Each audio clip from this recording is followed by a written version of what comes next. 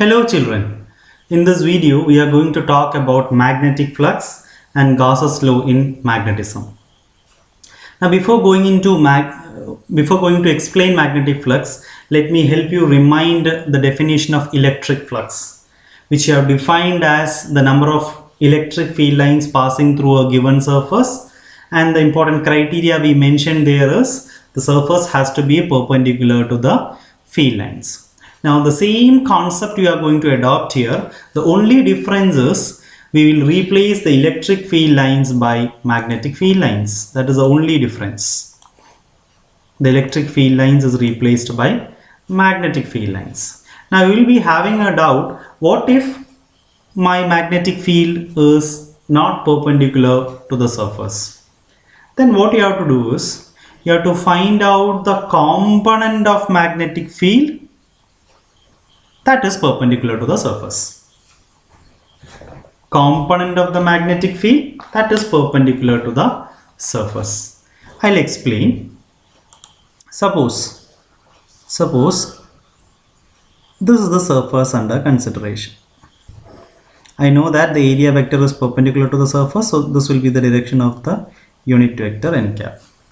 Now let's consider this as the magnetic field line. And I know that this field line is not perpendicular to the surface. If it was perpendicular to the surface, then the field line should have gained a direction equivalent to the direction of your area vector, right? So here the field line is not perpendicular to this particular surface. If this is the case, then you have to find out the component of this field which is perpendicular to the surface, right? Let's think that theta is the angle made between the area vector and the field vector here.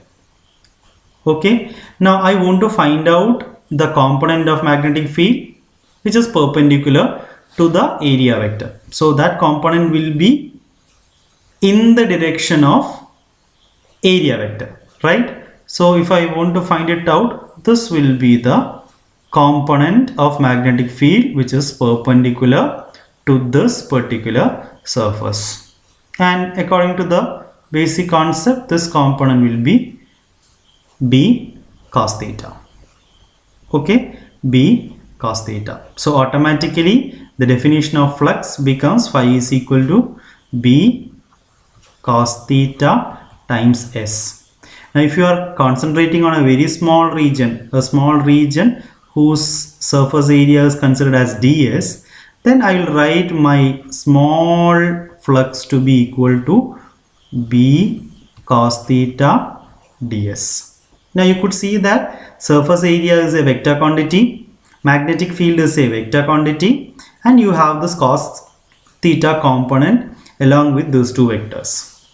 And the resultant is your flux quantity, which is a scalar. So you have to do what kind of multiplication?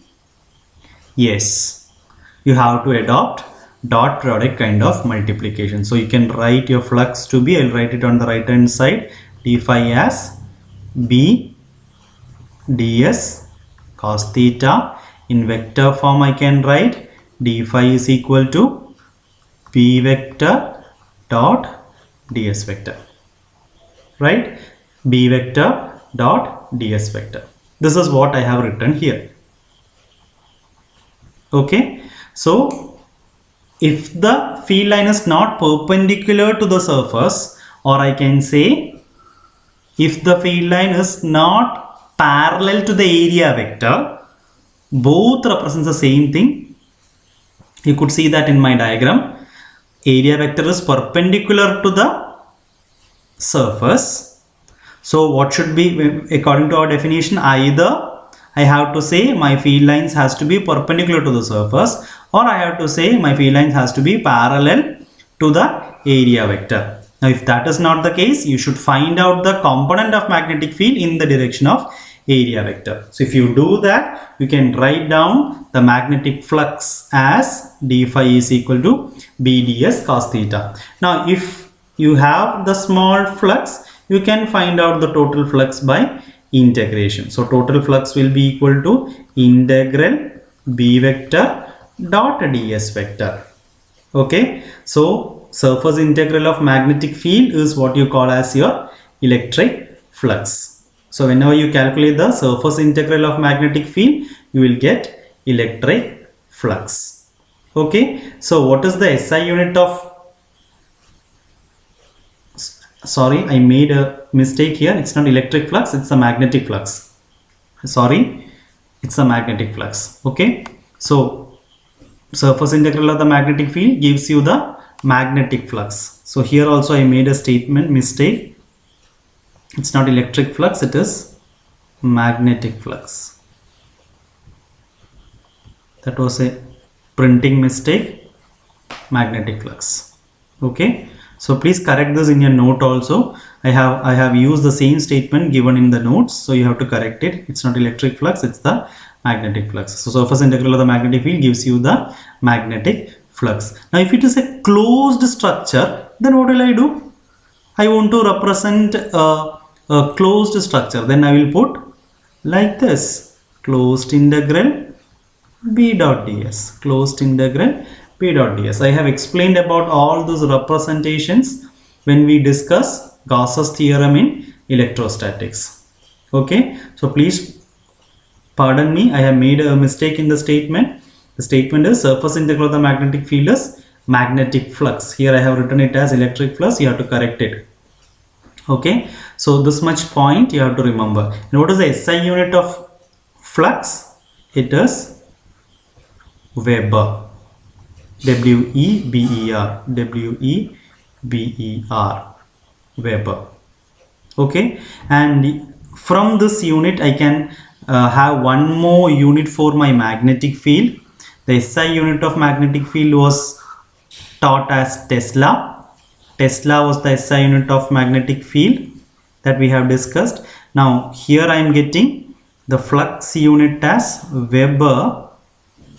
So the magnetic field unit, as far as this definition, from this definition I can write the magnetic field unit as Weber per meter square, WB divided by meter square. So this is another unit for magnetic field. Okay, Tesla is the SI unit. This is another possible unit for magnetic field, Weber per meter square. SI unit of magnetic flux is Weber. Okay, so please remember those statements. Now let's move on to the next slide. In the next slide, we are going to talk about Gauss's law in magnetism. We have studied Gauss's law in electricity. Now in the next slide, we are going to learn Gauss's law in magnetism.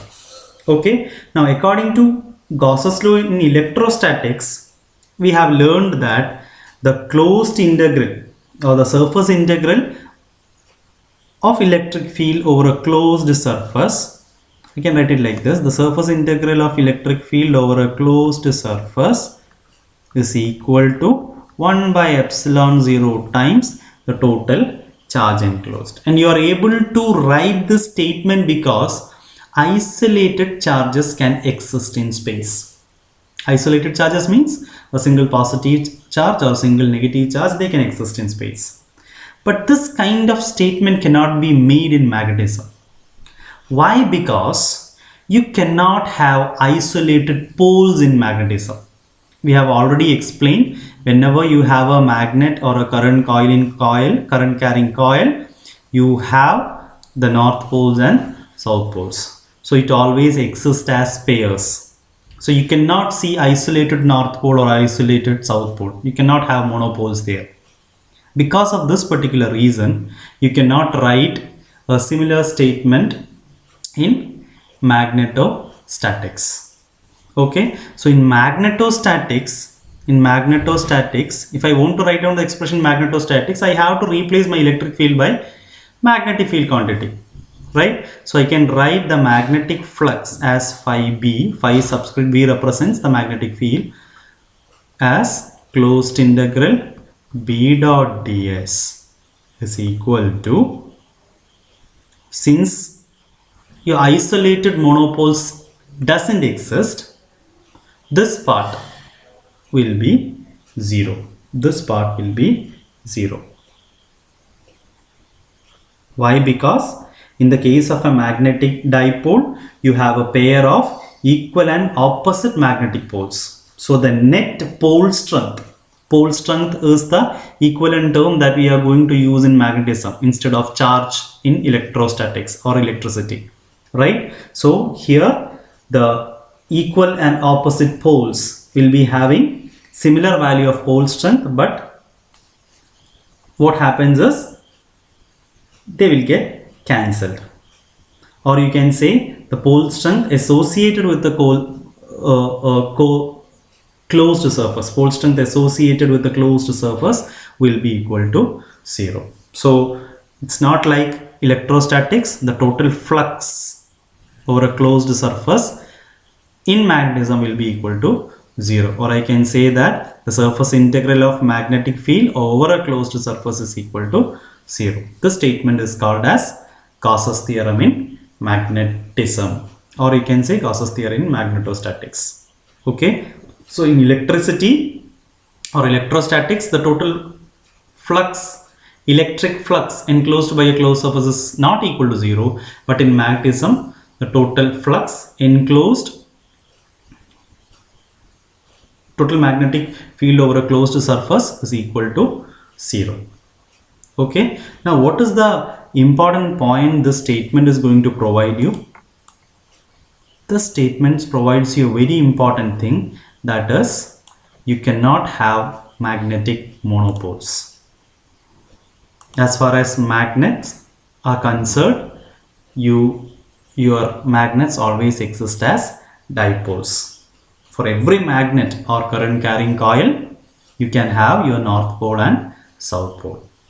So Gauss's theorem in magnetism tells you that magnetic monopoles doesn't exist.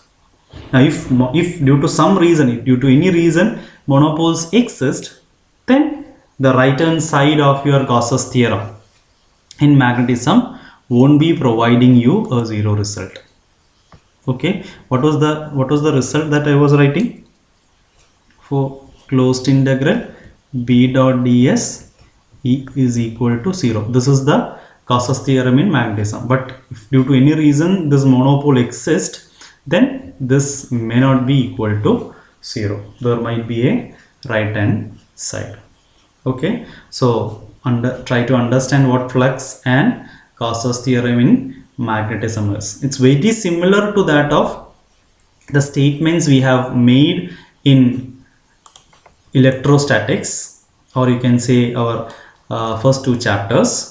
Whatever things you have learned there, similar kind of things you are going to come across here. The only difference is you have to replace it by its magnetic analogs. Okay, you will get the necessary things in magnetism. But the basic difference here is, in Gauss's theorem in magnetism you cannot have that right hand side. Right hand side will tend to 0.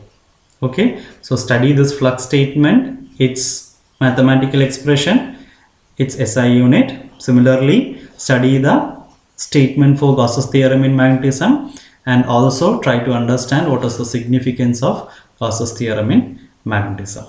Hope you understood what I have explained here. If you have any doubt, you can ask me or you can message me. Thank you.